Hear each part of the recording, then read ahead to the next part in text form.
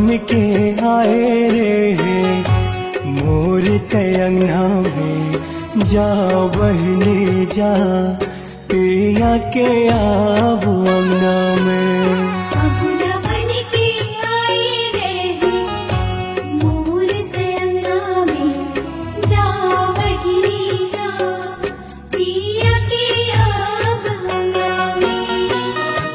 बड़ा तड़पाए मोला, बड़ा तड़पाए तोर बचपन के हंसना रोना रे। पहुना बन के आए रे मोर अंगना में, जा बहने जा पिया के आब अंगना में।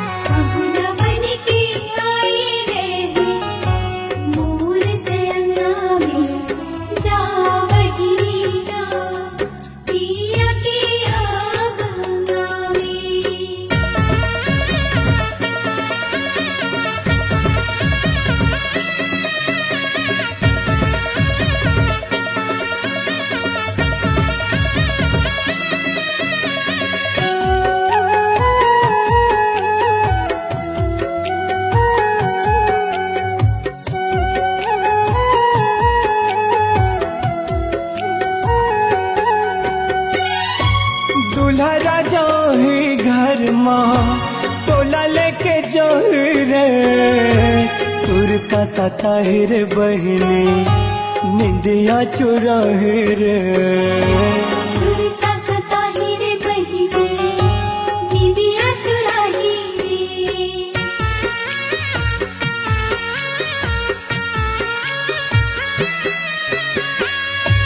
कैसे मैं बताओ तोला कैसे दिन पहाड़ रे, तोर बिना दाई दादा के वो ही कर लाए रे। तोर बिना दाई दादा के वो ही कर लाए रे। सुरता सता है मोला, सुरता सता है पलमा हंसना पलमा रोना के।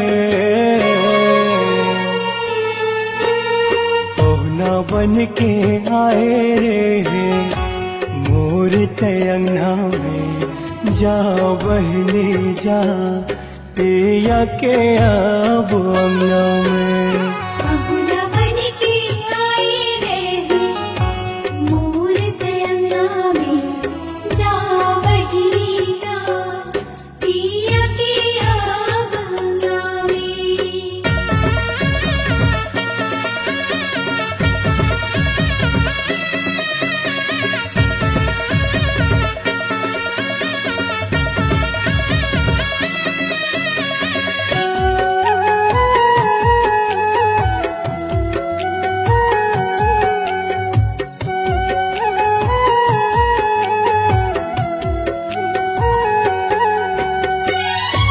कैसे है ये ऋत विधाता, कैसे ये विदाई है, मोर जिगर के टुकड़ा हो बेटे पराए रे।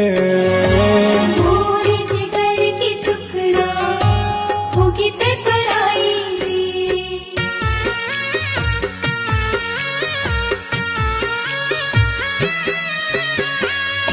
सज गए डोले तोरे बज सहनाए रे, सदा सुख रहे बहने सबके दुलौरन ते।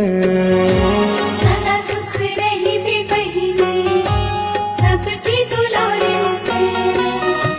पिया के रे अंगना तोरे, पिया के रे अंगना तोर सदा रहे दुख दाए रे। पहुना बन के आए रे मोर अंगना में, जा बहनी जा पिया के आब अंगना में।